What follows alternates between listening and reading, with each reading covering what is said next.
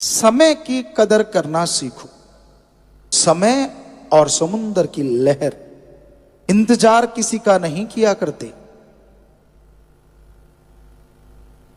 और जो समुद्र की लहर को देख के लांग मार के ऊपर उठ जाते हैं वो लहरों पे तैरा करते हैं, और जो खड़े रह जाते हैं वो डूब जाया। जो आने वाले समय के साथ साथ चलते हैं वो तैरते हैं, और जो खड़े रह जाते हैं वो डूब जाते। आलस्य कभी किसी को कामयाब नहीं होने देता, ये बात पल्ले बांध लो। एक भजन में, हालांकि किसी शायर ने लिखा है, पर परम पिताजी ने उस भजन को अपनाया तो बेपरवाह जी का रहमो करम। बहुत बड़ी बात है कि समय की कदर करना बहुत जरूरी है। समय अगर निकल जाता है तो पश्चाताप के अलावा कुछ भी हाथ नहीं लगता। इसलिए समय की कदर करो और राम से डर के रहो। जब आप मनमते चलते हैं, जब मन के अधीन हो जाते हैं, अंदर बाहर गुरु के प्यार से खाली हो जाए। प्यार तो तभी मिलेगा जब वहां भी अच्छे कर्म करो, यहां पीर फकीर नहीं देखता। क्योंकि जब पीर फकीर देखता है तो आप कानों को हाथ लगाते हो, तौबा करते हो, पर आगे पीछे पंजाबी में कहते फटे चकी ने, कोई परवाह ही नहीं, कोई सोच ही नहीं। हैरानी होती है ये दोगलेपन से। हमेशा याद रखो भगवान हर जगह हर समय देखता है, इसलिए अच्छे कर्मों में जिंदगी लगाया। बुरे कर्मों से परहेज करो, सबका भला मांगो, सबका भला करो। सत्संग में आके बैठते हो तो श्रद्धा भावना से सुना करो। पता नहीं कब कोई ऐसे शब्द आपके कान में पड़ जाएं जो आपकी पूरी जिंदगी को बदल के रख दें, दुखों से सुखों में आपका लाइफ चला जाए। इसलिए ऐसे मत बैठो, ऐसे मत सोचो मुझे तो सारा ज्ञान आता है। ऐसा सोचना पढ़ के कड़ना है। हालांकि दूध तो कड़ के मलाई लेके आता है और मलाई से मक्खन और घी और दही बन जाती है, लेकिन रूहानियत में जो पढ़ के कड़ जाते हैं वो कई बार मालिक से दूर होने का कारण बन जाते। उनको लगता है यार हमें तो सब कुछ आता है, बस ये कहा नहीं और रूहानियत में जीरो हुआ नहीं। सब कुछ तो किसी को भी नहीं आता, चाहे कोई संगीत में हो, चाहे कोई स्त्री हो, चाहे कोई जमींदार हो, चाहे कोई इंजीनियर हो। सारी जिंदगी सीखता रहे तो भी कम है, ये सच है। बात अगर मानो तो ठीक, ना मानो तो भी ठीक, लेकिन सच यही है। क्योंकि नई नई सोच जब आप सोचने लगोगे तभी तरक्की करोगे। अगर डल दिमाग कर लिया कि ठीक है ऐसा ही होगा, हो गया बस ठीक है खत्म, आराम प्रस्त हो गए, तो सही नहीं है। लगे रहो कि मैंने नया करना है, लगे रहो कि कुछ और करना है, लगे रहो कि समाज का भला करना है। जो भी आपका पेशा है अच्छे नेक काम का, लगे रहो कि मैंने उसमें तरक्की करनी है, तो यकीनन एक नहीं 100 रास्ते मिलेंगे। क्या पता कौन सा रास्ता आपको तरक्की के चरम सीमा पे ले जाए। निठल्ले मत बैठो, कुछ ना कुछ करते रहो, कुछ ना कुछ निकालते रहो। कितनी खुशी आपको मिले जब आप कुछ नई चीज पैदा करते हैं, कितनी खुशी मिले जब आप तरक्की के चरम सीमा पे पहुंचे। क्योंकि खुशी उसको बहुत होती है जिसने मेहनत की होती। को बैठे बैठे राम की कृपा से मिल जाता है। उन्हें नहीं एहसास होता कि कर्म किसे कहते हैं, और एक जो कर्म करके खाते हैं उन्हें पता होता है हां मेहनत क्या चीज होती। शास्त्र नाम जी दाता ने, वो थे वो हैं वही रहेंगे, पर इस शरीर से काम लेना था तो सब एहसास करवाया खेती बाड़ी करते थे, सारी सारी रात ट्रैक्टर चलाना। खेती बाड़ी करते थे, मई जून में 12-1 बजे तक ऐसा लगता ट्रैक्टर फट जाएगा। एक बार तो बापूजी कह देते थे मैं पास नहीं जाऊंगा, क्या पता भाई, मेरा दिल नहीं करता, ट्रैक्टर बहुत तंग हो रहा है। उनको ये लगता था, इतनी गर्मी, और ऊपर से कहते हमारा नाम लेते कि वो तो इतना तंग हो रहा है, मैं कैसे बंद कराऊं। हम हटते नहीं थे, ये काम करना है तो करना है, मेहनत करनी है तो करनी है। और दोपहर की 11-12-1 बजे तक भी हमने गर्मियों में ट्रैक्टर चलाया है। रंग रुंग कौन देखता है, तब बिल्कुल ब्लैक हो जाता था काम करते हुए, लेकिन एक ही धुन सवार होती थी कि ये काम करना है तो करना है बस। कोई क्या कहता है, कोई क्या देखता है, उससे क्या लेना देना। तो आज आप जाके देखेंगे बेपरवाह जी के रहमो करम से वहां बाग बहारे हैं, आसपास फसल है, सब कुछ है, लेकिन फर्क आपको साफ नजर आ जाएगा मेहनत का क्या होता है। हाथों से किया है, कौन सा काम नहीं जो नहीं किया। फावड़ा चलाया, कुतरा करना, टोका मशीन चलाना, और जब गेहूं काटते थे वो गेहूं काटना, शर्त लगा के 1-1 एकड़ काटना, वो सब काम किए हुए हैं। और इसके साथ फिर एक अलग ही मजा होता था जब ट्राली भरा करते थे। इस तरह से भरनी है, गिरे ना, चिंटी लगा लगा के ऐसे लगाते थे, यूं लगता था जैसे ताजमहल चिन रहे हैं, क्योंकि खुद की मेहनत अपने हाथों में आ रही होती थी। बाकी वो सोना होता है, सोने दिया बल्लियां, वाकई इसीलिए तो हमने लिखा है। एक अलग ही मस्ती सी होती है कि हाँ यार मेरी मेहनत मेरे पल्ले पड़ रही। और फिर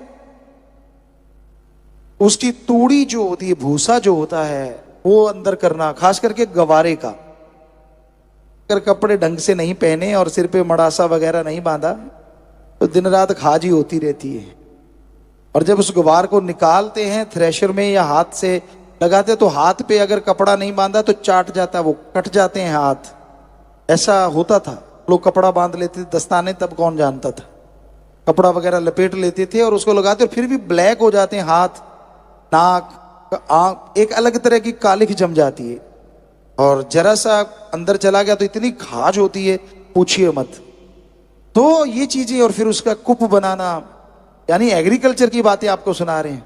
पानी की बारी आ गई तो बात ही कुछ और होती थी कि हाँ भाई पानी लगा रहे हैं, एक अलग खुशी होती थी, इतनी धरती पे ये पानी लग गया, इतने एकड़, इतने क्यारे, ये वो सब बातें चलती। तो अपने हाथों से की गई मेहनत, आज अगर बाग बहारे हैं तो कोई अजूबा नहीं लगता, क्योंकि खुद की मेहनत की हुई है, खुद का खून पसीना एक किया हुआ है।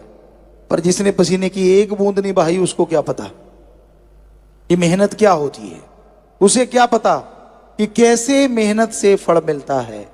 तो ये तो परमपिता जी का अरबों बार धन्यवाद, शुक्राना, कैसे फादर मिले, ऐसा घर मिला। यहां हमने बचपन में कर्म किया, वो कर्म भूमि बनी।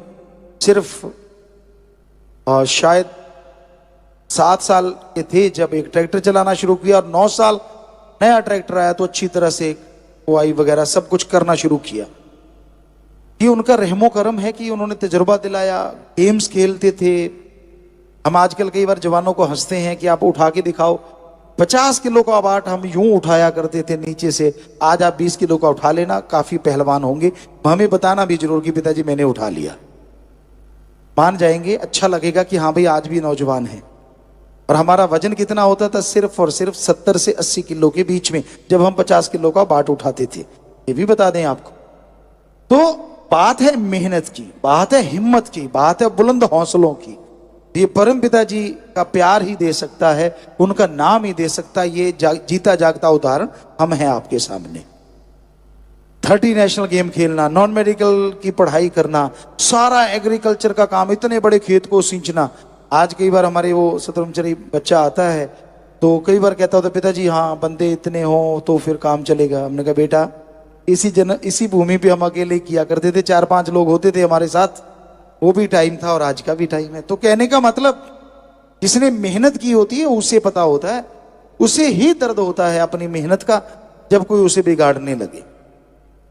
तो आप राम नाम में भी मेहनत करो, अल्लाह वाहिगुरु मालिक के नाम में भी मेहनत करो, कर्म करके खाओ। जब आप सेवा करते हो तो दिन रात एक कर दो, सुमन करते हो तो जरूर लगन से करो, और घर जाके जब काम करते हो तो काम भी इतना करो तूफान की तरह ताकि बरकतें देने में मालिक तूफान से बढ़ के बरकतें बख्श दे।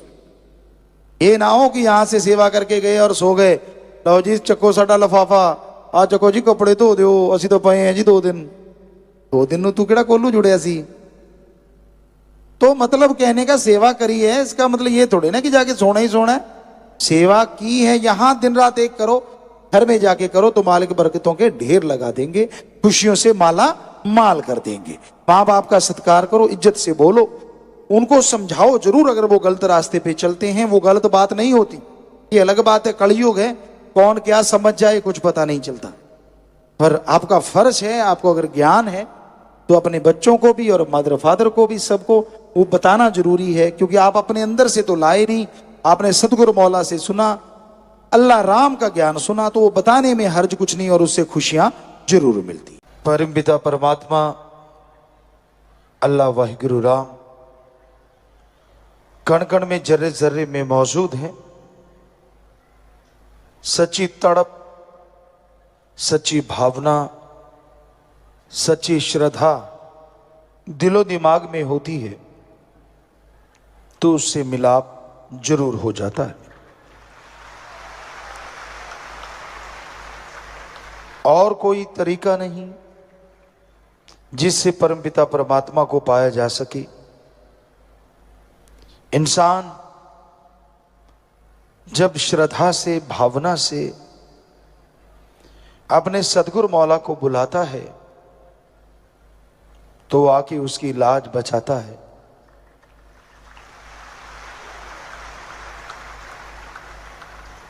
सेवा सुमरन ऐसे गहने हैं, जिसने भी ये पहने हैं वो भाग्यशाली है। और जो तड़पता है उस परमपिता परमात्मा के लिए, वो ज्यादा देर तड़पने नहीं देता, जन्मों जन्मों की तड़प पल में खत्म कर देता है। उस मालिक की दरगाह में, उस परमपिता परमात्मा की दरगाह में ढोंग पाखंड का कोई नाम नहीं, कोई जगह नहीं। उसको पाने के लिए, दर्श दीदार करने के लिए दिलो दिमाग का शीशा साफ करना पड़ता है। भीलनी 12 साल तड़पती रही, पता नहीं मालिक के कितने प्यारे, कितने कितने जन्म तड़पते रहते हैं, तब जाके मालिक के प्यार मोहब्बत की भीख झोली में डलती है।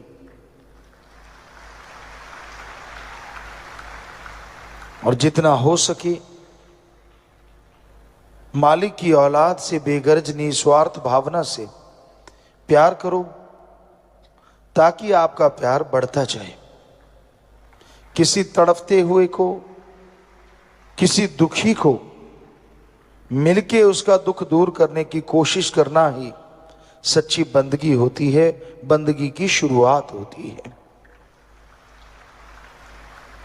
पर वचनों में कभी भी इधर उधर मत जाओ। कई बार होता है कोई आपसे गलत उम्मीद लगा लेता है, कई बार होता है आपको लगता है कि मैं अगर इच्छा पूरी इसकी नहीं करूंगा शायद दिल दुखेगा, तो ये आपकी मन की बात है।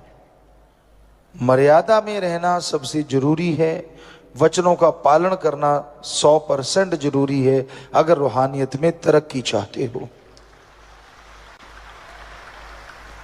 यहां ढोंग ढकोसला करने वालों की कोई कमी नहीं है।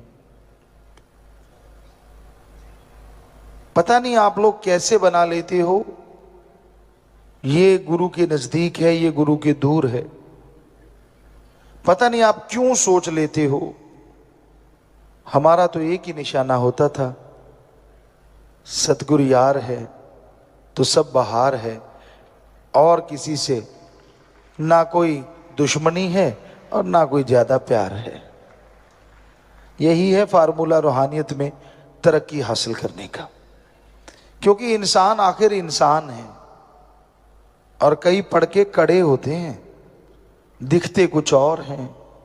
उनके कारनामे अगर आपके सामने आ जाएं तो आप थू थू करो, पर सतगुरु को पर्दा मंजूर होता है। इसलिए इश्क तो सिर्फ सतगुरु अल्लाह राम वाहिगुरु से ही करना चाहिए। हम ये नहीं कहते कि दुनिया में रिश्ते ना निभाओ, हम यह नहीं कहते कि अपना फर्ज अदा ना करो, लेकिन सच्चाई यही है, हकीकत यही है, सच्चा रिश्ता एक सत्संगी का, एक मालिक के नाम लेने वाले का किसी से हो सकता है तो वो सिर्फ और सिर्फ सतगुरु अल्लाह राम से ही हो सकता है।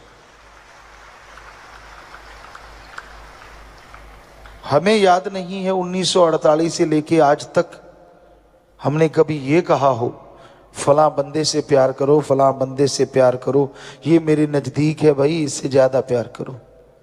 सवाल ही पैदा नहीं होता। हम हमेशा एक ही बात आपसे दोहराते रहे, आज भी दोहरा रहे हैं, ओम हरि अल्लाह वाहिगुरु राम ही एक ऐसा होता है, सतगुरु मौला ऐसा होता है जिससे जितना प्यार करोगे वो बढ़ता जाएगा और खुशियों का आलम आपके घर में छाता जाएगा। वही एक ऐसा होता है जो बेगर्ज प्यार करता है। दुनिया में रिश्ते नाते सब गर्जी हैं, स्वार्थी हैं। सतगुरु का नाता कभी स्वार्थी हो नहीं सकता।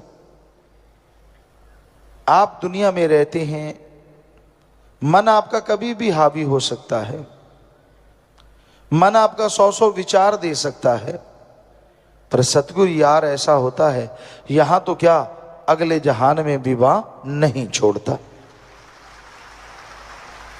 वो हमेशा साथ रहता है।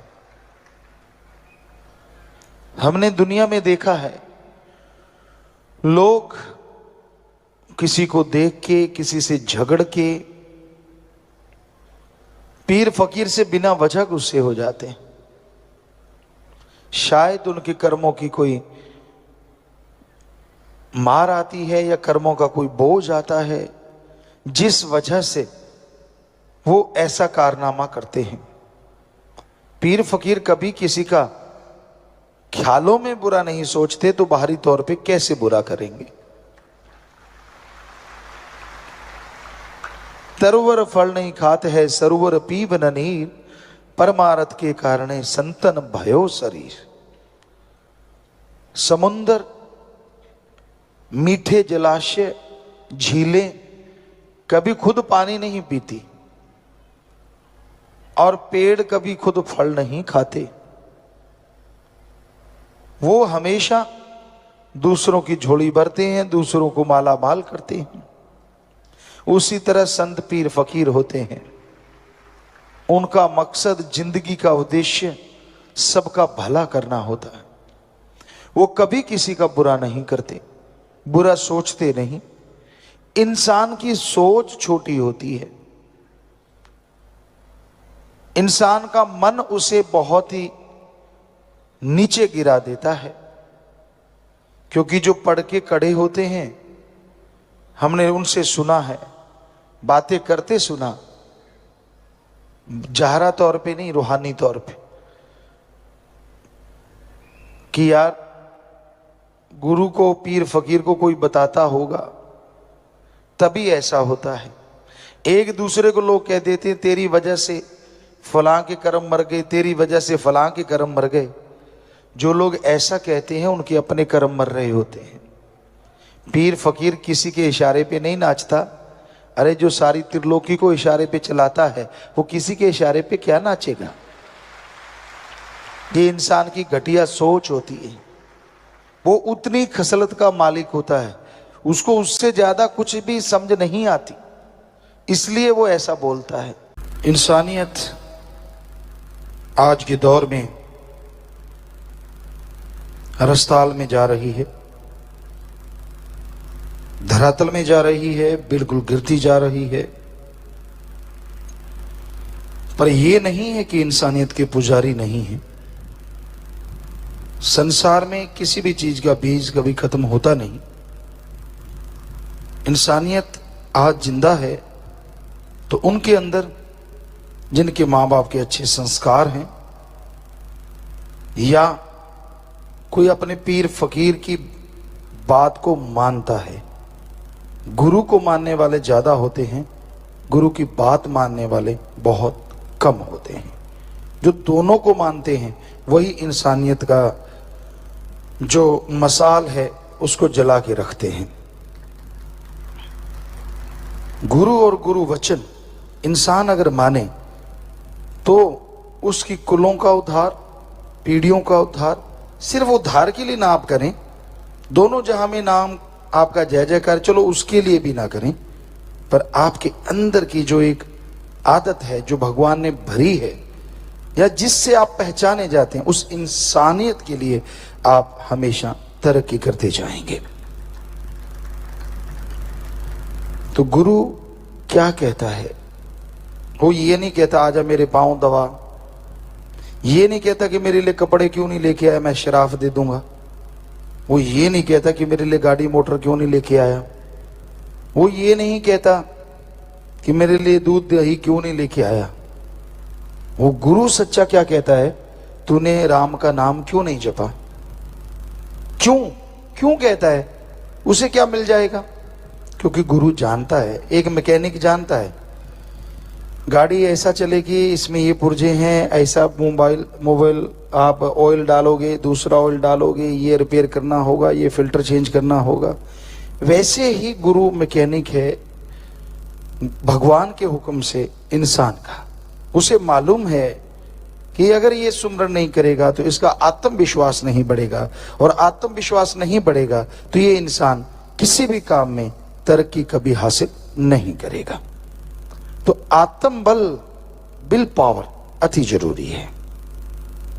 कहते हैं ना, किसी के थोड़ा सा कांटा भी लग जाए चीखे मारते हैं, और किसी के छाती का जख्म भी हो पता ही नहीं होता कि छाती का जख्म भी है। तो विल पावर का आना अति जरूरी है। इसलिए गुरु पूछता है सुमरण क्यों नहीं किया भाई, राम नाम क्यों नहीं जपता? उससे ही विल पावर आएगा। नासा साइंस के अंदर भी अब तो 99% भगवान को मान चुके हैं। उनकी नई रिसर्च आ रही है, नई बहुत सारे साइंटिस्ट ये चीजें मानने लगे हैं कि हाँ भगवान नाम की कोई ताकत है। 99 मतलब 100 ही हो गया। 1% का मतलब कुछ होंगे सिरफिरे, वो तो अनपढ़ भी नहीं मानते सिरफिरे होते हैं। साइंटिस्ट की क्या बात, वो भी नहीं मानते कि भगवान है ही नहीं, परमात्मा है ही नहीं। जबकि साइंटिस्ट जब ये मान लें, इसका मतलब बुद्धिजीवियों को ये मान लेना चाहिए कि पावर है, सुप्रीम पावर, पावर हाउस है, और वो सुप्रीम पावर किसी का बुरा करने के लिए नहीं है। अब लाइट आई, ये किसी का बुरा करने के लिए तो नहीं है। कोई धक्के से प्लग में उंगलियां डाल दे, नंगी तार को पकड़ ले, तो ये लाइट का क्या दोष? तो सुप्रीम पावर तो वो भी नहीं करता, कोई धक्के से उसको पकड़ ले तो भी भला करेगा, कोई पकड़े तो सही। तो वो सुप्रीम पावर भगवान, अल्लाह, गॉड, खुदा, राम, ईश्वर, वो ऐसी शक्ति है, ऐसी ताकत है जो इंसान के हौसलों को बुलंद करती है, बीमारी का एहसास नहीं होने देती। एक होता है कि जरा सी बीमारी, वही चारपाई पे लेट के, एक होता है बड़ी बीमारी, क्या है, कुछ नहीं, परवाही कोई नहीं। तो वाकई माइंड ने ये सोच लिया, डॉक्टर मानते हैं, मनोवैज्ञानिक, कि जब आदमी ये मान लेता कुछ भी नहीं, तो समझ लो 70-80% कुछ भी नहीं, और रह गया 15-20%, थोड़ा ट्रीटमेंट करवा लो उससे ठीक हो जाता है। पर एक ने ये मान लो मर गए, अच्छा अब नहीं उठ सकते, माइंड ने मान लिया 80% नहीं उठ सकते, दवाइयां क्या काम करेंगी। तो ये है विल पावर। आपके अंदर विल पावर होनी चाहिए। काम कैसे नहीं हो सकता? जो दूसरे तरक्की कर रहे हैं वो कैसे करें? वो आसमान से टपके हैं क्या? आप भी काम में तरक्की कर सकते हैं। भाग्यशाली आप नहीं है, अनलक्की आप नहीं है, आपकी सोच है। इसको बदलना जरूरी है, और ये बदलेगी सुमरन के द्वारा। कहते ना, मोहम्मद गोरी था या कौन था, उसने देखा कि 16-17 बार हार गया, चींटी को चढ़ते हुए देखा और वो 17 बार गिरी और 18वें बार चढ़ गई। कहने लगा छोटा सा जीव मेरे से तो ताकतवर है, मुझे शर्म आनी चाहिए, लानत आनी चाहिए। ये फिर भी चढ़ गई और मैं आराम से बैठ गया कि नहीं मैं नहीं जीत सकता, तो अगली बार वो भी जीत गया, यानी कॉन्फिडेंस लेवल हाई हो गया। तो यही जरूरत है, गुरु इसी पे जोर देते हैं पीर फकीर, कि अपना कॉन्फिडेंस, अपना आत्मविश्वास बुलंद रखो, हौसले बुलंद रखो, तो मंजिलें आपके कदम चूमेंगी, आपको मंजिल तक जाना ही नहीं पड़ेगा। हौसले बुलंद होंगे सुमरन से, परमार्थ से, परहित यानी अपने शरीर को छोड़ के दूसरों का भला करना। शरीर को छोड़ना नहीं है, आत्मरक्षा तो करनी करनी है। मतलब सारा दिन इसी पे लगे रहना, सारा दिन बाल बच्चे औलाद इसी में खोए रहना। कोई तो टाइम निकालो, हफ्ते में 2 घंटे, 10 घंटे, 5 घंटे, 4 घंटे, 1 दिन, 2 दिन, तो कम से कम उस टाइम में लोगों का भला करो, भले के लिए प्रेयर करो, और यहां तक संभव हो तन मन धन से आगे बढ़ो। तो वो जो टाइम है आपको असीम शांति देगा, और असीम शांति ही आत्मबल का दूसरा नाम है। जब आप टेंशन में खोए रहते हैं, नहा रहे हो, नहाते नहाते पता नहीं कहां चले जाते हो, वो हो जाएगा यार, वो हो जाएगा, और खुशी में है तो खुशी में उड़ते फिरते हो नहाते नहाते, पता नहीं ब्रह्मांड की सैर कराते हो, और जब देखते हो शरीर तो गिल्ला हुआ पड़ा, पहुंच ले पहले, मतलब हुआ या कुछ नहीं होता। तो कहने का मतलब, अगर हम ये रोकते नहीं है आपको, बाथरूम सिंगर बनो, जो मर्जी बनो, लेकिन उस समय भी आपके हौसले बुलंद हो, यार अच्छा ही होगा, मालिक अच्छा करेंगे, वो बुरा कर ही नहीं सकते, कभी बुरा नहीं करते। ये आदमी अपने कर्मों की वजह से बुरा कर बैठता है। जैसे कर्म करोगे वैसा फल तो भोगना ही है। हाँ, कर्म आपसे हो गए बाई चांस, आप भोगना नहीं चाहते, तो गुरु इसीलिए तो बना है। और गुरु का काम क्या है? चलो आप बाई चांस जाने अनजाने में आपसे ऐसे कर्म हो गए जो भोगते समय भयानक होगा, पहाड़ होगा, तो आप राम का नाम जपो, परमार्थ करो, वो कंकर बन जाएगा। टेंशन ना लो, बस टेंशन छोड़ दो, जो होगा मालिक ने करना है। और जो मालिक के हो गए, मालिक उनका बाड़ बांका नहीं होने देता, ऐसी पावर है वो। पहले कहावत हुआ करती थी, कामा दे आके टग्गे नहीं मरते। बैल हल जोते थे और काग आते थे, उनको होता था यार ये मर जाए, इतना बड़ा है, चोंच मार मार के मांस खाएंगे, इधर उधर टपूसी मारते घूमते रहते। लेकिन उनके कहने से थोड़ी ना बैल मरते। सो कुत्ते कितने भौंकते हैं, हाथी को कुछ होता है क्या? उसको कोई फर्क नहीं पड़ता। तो इसलिए जिनका आत्मविश्वास होगा वही हाथी बनेगा ना, वरना चूहा बन के बिल्ली में घुस जाते हैं। कोई जरा सी बात, ओए यार देखना अपना ना, कि ना अपने बचा के रखो, बस बिल्ली में घुस गए।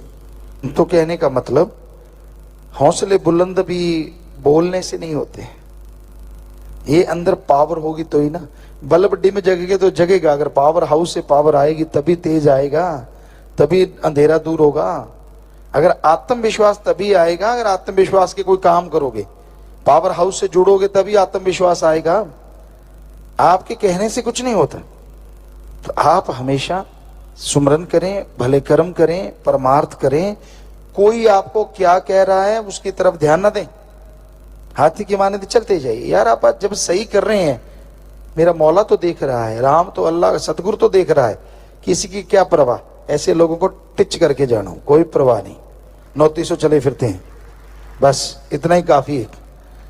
तो इतने हौसले बुलंद रख के आगे बढ़ो, किसी का बुरा ना करो, बुरा ना सोचो, कभी भी सबका भला मांगो कि मालिक सबका भला कर।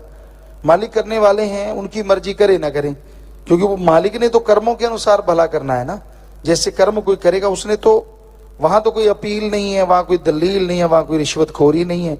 जो है सो है, 100% वो लागू होगा ना। वहां चलेगा यार अपना है चलो छोड़ दो, यार इसको ये दूसरा है इसको रगड़ दो ना, वहां ऐसा कुछ नहीं है।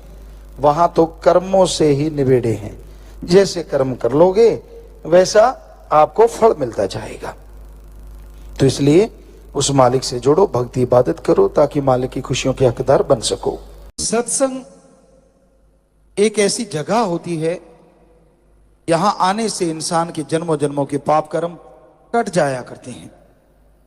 सत्संग में जब आप चल के आते हैं, श्रद्धा भावना से मालिक के नाम का जाप करें, अभ्यास करें, तो वो राम, वो ईश्वर, वो अल्लाह, वो गॉड सबकी इच्छाएं जरूर पूरी करता है। संग का रंग लाजमी चढ़ता है। ये कहावत है, जैसा करो संग वैसा चढ़े रंग। खरबूजे को देख के खरबूजा रंग पकड़ता है। यह कहावत है जमींदारों में, किसानों में। उसी तरह आप जैसे लोगों की सोहबत में, जैसे लोगों के संग में बैठेंगे, वैसा रंग लाजमी चढ़ता है। इसलिए संग सोहबत अच्छे की करो। कभी भी किसी को गलत ना कहो, कभी किसी को बुरा ना कहो। सबका भला मांगो, सबका भला करो और मालिक को मांगते हुए आगे बढ़ो। कहीं भी कोई निंदा चुगली करता मिल जाए, अच्छा है, जितनी दूरी उससे बना लो। कई बार आप देखते हैं कोई इंसान अपने मां परिवार की निंदा चुगली करता है, चाहे वो सही बात ही क्यों ना हो, उससे दूरी बना लीजिए। क्योंकि धीरे धीरे निंदा का असर आप पे भी होना शुरू हो जाता है और आप क्यों किंतु परंतु में उलझ के रह जाते हैं। इंसान जब सत्संग में आता है और अपने सतगुरु मौला राम से जुड़ता है तो बात ही कुछ और होती है और नजारा भी कुछ और ही होता है। पर धीरे धीरे धीरे धीरे जैसे जैसे लोगों की बातों में आता जाता है, वो दूर होता चला जाता है, तो उसकी अपनी एक अलग थ्योरी हो जाती है, अलग सोच हो जाती है और अलग हस्ती बना लेता है। वो इंसान को सोचना चाहिए उन बातों का, जब इंसान सतगुरु मौला से जुड़ा था, क्या प्यार था, क्या अल्लाह वाहिगुरु राम के प्रति इश्क था, कैसे बढ़ते चले गए उस इश्क में, कैसे उड़ते चले गए उस इश्क में, क्या नजारे मिले उस राम के इश्क में और कितनी खुशियां मिली उस राम के इश्क में। लेकिन जब इंसान अपने मन के प्रति गुलाम हो जाता है, सेवा सुमरण छोड़ देता है, भक्ति इबादत छोड़ देता है, तो फिर वो मन के हाथों मजबूर सतगुरु से दूर दूर दूर होता चला जाता है। तो आप अपनी भावना का शुद्धिकरण कीजिए, अपने विचारों को बदलिए, हमेशा ऐसे लोगों की सोहबत कीजिए जो नेकी भलाई के रास्ते पे चलते हों, जो आपको गलत रास्ता दिखाते हैं, जो अपने मतलब के लिए आपको इस्तेमाल करते हैं। बच के रहिए ऐसे लोगों से, बहन भाइयों से, परिवार से,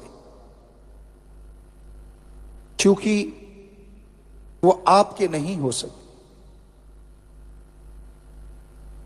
आपके वही हैं जो आपको सही रास्ता दिखाएं, आपके वही हैं जो आपको सही चलना सिखा दें, आपके वही हैं सुख दुख में जो आपका साथ दे दे।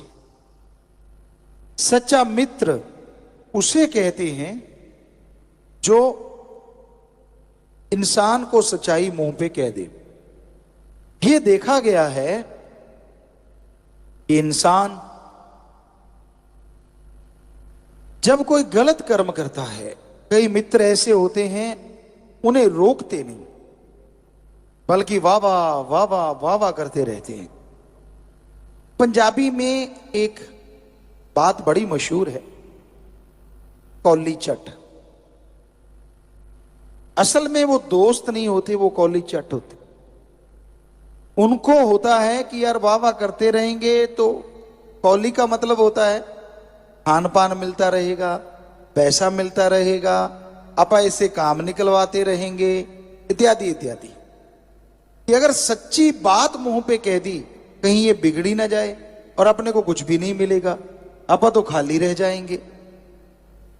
तो सच्चाई ये है, जो लोग आपको सच्ची बात मुंह पे कह दें, आपका दोस्त, आपका मित्र, आपका फ्रेंड, वो सही है, वो सच्चा दोस्त है।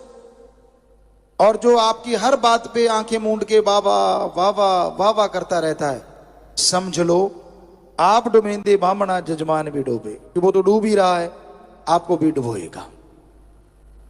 तो ऐसे लोगों से जितना दूर रहो, परहेज करो, उतना ही अच्छा है। हमेशा अच्छे कर्म करो, हमेशा अच्छी सोहबत करो। जो अच्छी बातें करते हैं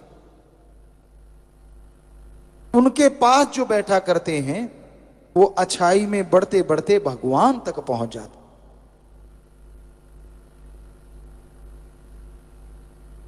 तो संत पीर फकीर हमेशा सत्संग का कहते हैं। सत्संग, सच का संग, सच की सोहबत।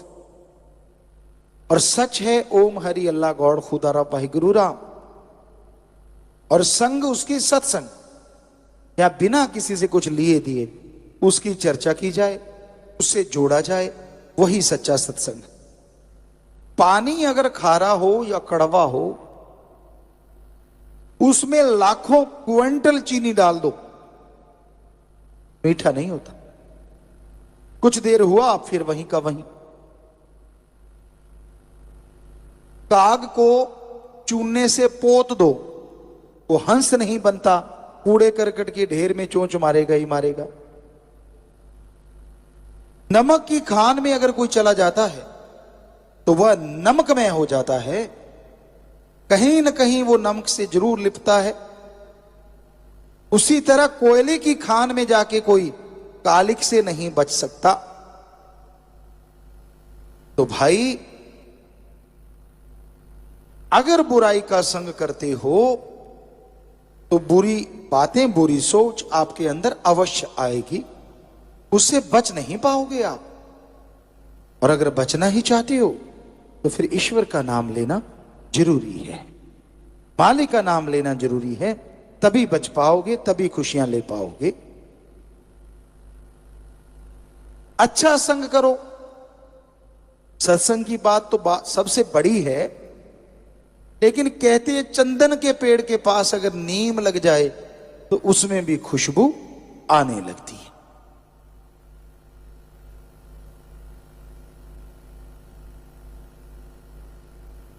गंदे नाले, बदबूदार शराब गंगा जी में आके जब कोई गिरा देता है, उसके बाद वो बदबूदार शराब या गंदा नाला नहीं कहलाती, वो गंगा जल कहलाती है। वैसे ही राम नाम की गंगा होती सत्संग। इसमें आप अच्छे हो बुरे हो, आपने जिंदगी में गुनाह किए या नहीं किए, जब आके सत्संग में बैठते हो और गुरुमंत्र ले लेते हो, उसका जाप करते हो, तो यकीनन फिर आप गुंडे, गंदे, बुरे नाम से नहीं बुलाए जाते, फिर आप एक मालिक के प्यारे कहलाते हो, एक सत्संगी कहलाते हो।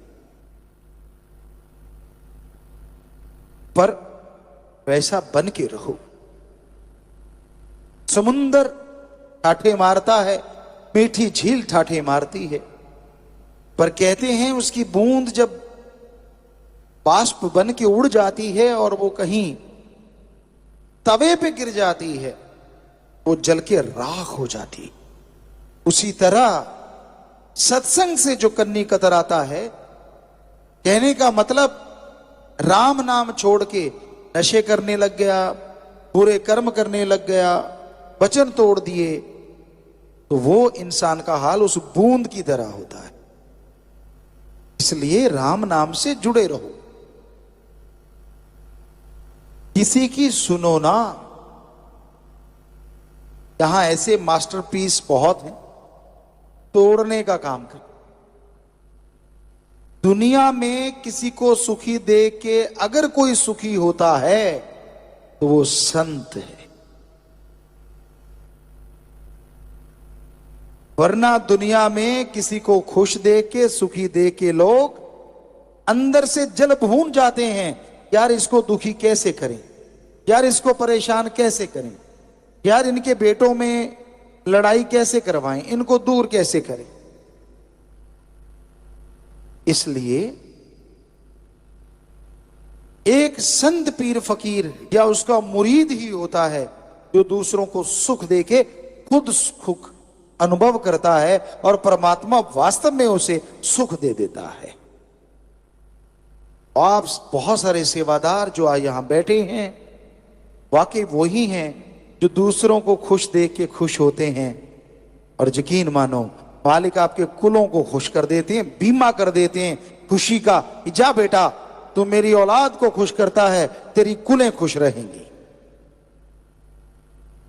इसलिए कोई अवसर, कोई मौका चूको ना किसी का दुख दर्द बंटाने में। कोई अवसर, कोई मौका चूको ना किसी को मालिक से जोड़ने में। कोई अवसर, कोई मौका चूको ना घायल को हॉस्पिटल पहुंचाने में, दुखी का दुख बंटाने में। कोई मौका चूको ना भले कर्म करने में। यकीन मानो मालिक मौका नहीं देंगे आपके शरीर पे, आपके घर में दुख आने का। सत्संग इस कलयुग में एक ऐसा सहारा है जो डूबते हुए को नाव मिल जाए उससे भी बढ़िया तरीका है। आम कहा जाता है डूबते हुए को तिनके का सहारा, पर अगर नाव ही मिल जाए तो पूछिए मत। तो उसी तरह इस कलयुग में डूबते हुए जीवों को, तड़फते हुए जीवों को बचाने के लिए, राहत पहुंचाने के लिए राम का नाम एक जहाज है जो उन डूबते हुए, उन तड़फते हुए जीवों का आधार है। और कोई उस नाम का जाप करे, सुमरन करे, फिर तो कहना ही क्या है।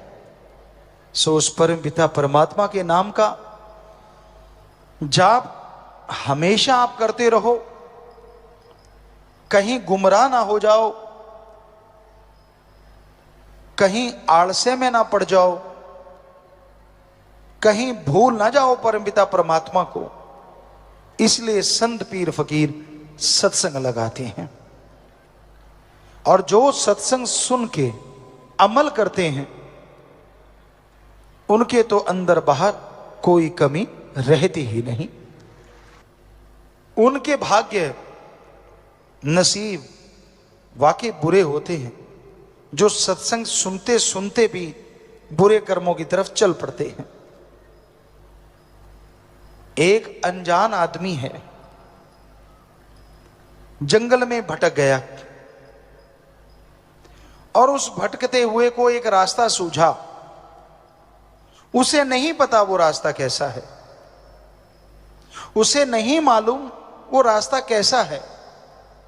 बुद्धि विवेक का काम लेता तो पता चलता, पर उसने आप देखा ना ताप उस रास्ते पे निकल पड़ा। उस रास्ते में जंगली जानवर है, उस रास्ते में दलदल है, जान बचाएगा तो कैसे, बहुत ही मुश्किल है। वो लुट जाता है डाकुओं के हाथों, घायल हो जाता है पशुओं के हाथों और फंस के रह जाता है दलदल में। लेकिन एक पूरे जंगल का जानकार है, उसे पता है शॉर्टकट रास्ता कौन सा है। उसे पता है ये रास्ता दलदल भरा है, ये जानवरों से भरा है, इधर डाकू रहते हैं और ये बिल्कुल सेफ रास्ता है। पर वो इंसान फिर भी दलदल वाले रास्ते में चल पड़े, डाकुओं की तरफ चल पड़े, या पशुओं वाले रास्ते में जो खा जाएंगे उस रास्ते में चल पड़े, तो क्या कहिए। ऐसे ही सत्संगी होते हैं जो सत्संग सुनते हैं, नाम लेवा होते हैं। जब वो ऐसे जंगली रास्तों पे निकल पड़ते हैं तो फिर दद्दा दोष ना काहू दीजिए, दोष कर्मा अपनिया, जो मैं किया सो मैं पाया, दोष ना दीजिए आवर्ज। आप तो जानकार हो, जिसने सत्संग सुना, नाम ले लिया, वो तो जानकार है कि ये रास्ता गलत है, ये रास्ता गलत जा रहा है, ये दलदल भरा है, यहां पे काम वासना क्रोध लोभ मोह अहंकार टूट पड़ेंगे, बर्बाद कर देंगे। वो सब जानता है। अगर जानते बूझते हुए भी वो उस रास्ते का चयन करता है, उस रास्ते को चुनता है, तो इसमें फिर ना तो भगवान का दोष, ना गुरु पीर फकीर का दोष, अपने कर्मों की सजा भोगता रहता है, तड़पता रहता है, व्याकुल रहता है। तो इसलिए सत्संगियों, आपको तो पता है गलत रास्ते नहीं चलना, फिर आप मन के लोभ लालच में क्यों चल पड़ते हो? क्षणिक स्वाद के लिए क्यों आप अपने सतगुरु से मुंह फेर लेते हो? क्यों सत्संग की बातों को दरकिनार कर देते हो? क्यों नहीं अमल करते आप? और जब आप अमल नहीं करते, जब आप वचनों की काट करने लगते हो, तो जिंदगी में दुख आज नहीं तो कल आने वाले हैं। फिर उसके लिए भी तैयार रहना। दुख आपने सहेड़े हैं तो फिर भोगने के लिए भी आप अपने आप को तैयार रखो। फिर तो बड़ा भगवान भगवान करते हो, राम राम करते हो। पहले तो राम की सुनते नहीं, पहले उसके संत पीर फकीर की सुनते नहीं, और जब फंस गए, जब तड़पने लगे, फिर भगवान शहद जैसा लगता है। क्यों करते हो आप ऐसा? मन की वजह से। जवानी तो गधे पे भी आती है, आपके कोई अलग नहीं आई, उस पे भी आती। आपकी जवानी कैसी? वो जवानी जो सतगुरु के लेखे लगे, अरे वो जवानी जो समाज के भले कामों के लेखे लगे, अरे वो जवानी जो भक्ति इबादत में पल पल गुजारे, उस जवानी के बराबर दुनिया में तीनों लोकों में कोई नहीं होता। उसकी भक्ति अव्वल दर्जे की मंजूर होती है। या कोई बचपन में लग जाए और आखिर तक निभा दे, उसकी अव्वल दर्जे की होती है। पर यहां तो जब दोहरा मापदंड अपना लेते हैं लोग, अपने सतगुरु को, अपने राम को मूर्ख बनाना उनकी आदत बन जाती है। ये दिखाना कि मैं भक्त भी हूं, और काम वो करना जो संत पीर फकीर रोकते हैं। तो फिर दुखों के पहाड़ को बुलाने से कोई रोक नहीं सकेगा। फिर तड़पोगे, फिर रोओगे, तब आप होगे और आपके दुख होंगे। कैसे कोई बचाएगा? गुरु को मानते हो पर गुरु की नहीं मानते, ये खतरनाक है, ये डेंजर है। जब आपको समझी आ गई कि रास्ते दलदल से भरे हैं, जब आपको समझी आ गई कि जंगली जानवर आप पे अटैक करने को तैयार बैठे हैं, तो राम नाम का शॉर्टकट क्यों नहीं अपनाते? क्यों काम वासना क्रोध लोभ मोह अहंकार मन माया को, उन जंगली जानवरों को अपने पे टूटने का मौका देते हो? क्यों? जोश जवानी का। परम पिताजी ने एक भजन बनाया है, और वो ध्यान दें, जवान नौजवान जो बिगड़ जाते हैं, जो मानते नहीं, सतगुरु की भी रखते हैं, लात दूसरी तरफ भी रखते हैं, गलत कर्म भी करते हैं। गधा 25 उम्रा जोर जवानी का, कि जब 25 साल तक की उम्र जो है ना, दुलत्ते झाड़ने वाली है। किसी को रोक दो आप, माँ बाप भी रोक दें तो उनका दुश्मन बन जाता है। मुझे रोका तो कैसे रोका, मैं मर्जी का मालिक, मैं करूं सो करूं। यानी गधे की तरह दुलत्तियां झाड़ता है। संत पीर फकीर समझाएं, अगर उसकी मन की बात कहते रहे, हाँ जी हाँ जी हाँ जी हाँ जी हाँ जी हाँ जी, फिर तो बड़ा खुश।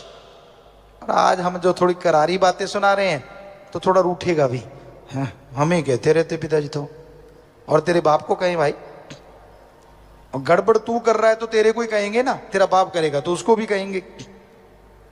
तो हमें तो आपके चौकीदार जो हुए, आपकी निगाह जो रख रहे हैं कि मत करो बुरे कर्म, और हमें दिख भी रहा है कि करोगे तो फिर भरोगे, फिर चिल्लाओगे, फिर रोओगे कि मेरे साथ ऐसा क्यों हो रहा है। आजकल क्या बच्चा, क्या बूढ़ा, क्या जवान, सब काम वासना क्रोध लोभ मोह अहंकार मन माया की गिरफ्त में है।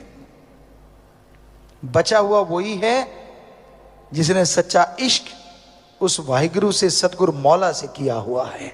वो चाहे बच्चा है, जवान है, बूढ़ा है, वो ही बचा है। वरना इस कलयुग में मस्ताना जी महाराज के वचन कि यार सतगुरु का आशिक तो कोई कोई है, सब माया के यार हैं। तो हम ये कहते हैं उस सतगुरु की कृपा से ही कि आज बहुत से सतगुरु के भी यार हैं, बहुत बच गए उनके रहमो करम से, उन्हीं की कृपा से। खाने को घी, दूध, मेवे, मिठाइयां, खनिज, लवण, विटामिन्स मिले, तो कोई गंदगी के ढेर पे चोंच क्यों मारेगा बताइए? नहीं मारता ना। अब दूध पड़ा है, मेवे है, पनीर है, मिठाइयां हैं, हर तरह की सब्जियां हैं, जो आपको पसंद वो सारा सजा हुआ है, लड्डू, जलेबियां, जो भी आपको अच्छी लगती हैं, उसको छोड़ के क्या आप कूड़ा करकट खाओगे? सवाल ही पैदा नहीं होता जी। आप तो उनमें से भी चुन के वो खाओगे जो सबसे स्वाद आपको लगता है। पर हम देख रहे हैं कुछ कुछ बच्चे ऐसा भी करते हैं कि सारा कुछ छोड़ छड़ा के गंदगी के ढेर में चोंच मारते ही मारते हैं। मानते नहीं वो, उनके घेर अड़ा हुआ है मन का। जवानी उनको लगता हमारे भी आई है और किसी पे तो आई ही नहीं, पहले वाले तो ऐसे बूढ़े हो गए, सीधे ही बूढ़े जन्मे थे बूढ़े ही हो गए।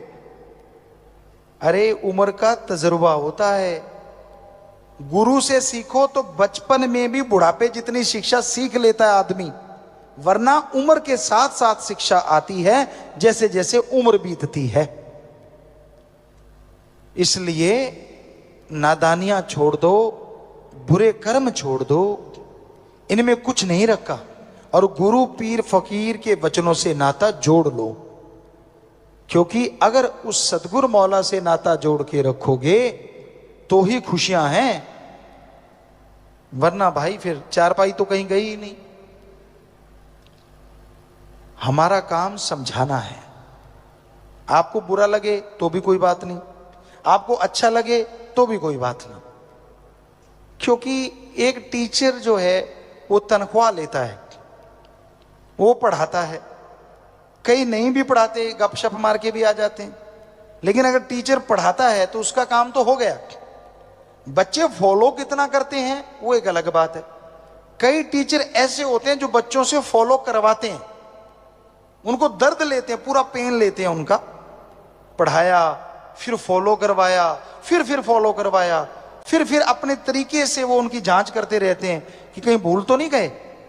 तो वो टीचर सबसे सर्वश्रेष्ठ होते हैं और उनके बच्चे मेरिट लेके उनका नाम रोशन करते हैं। पर वो टीचर कब तक पढ़ाएंगे? जब तक आप 15-20 साल के नहीं होते, 25 साल के नहीं होते।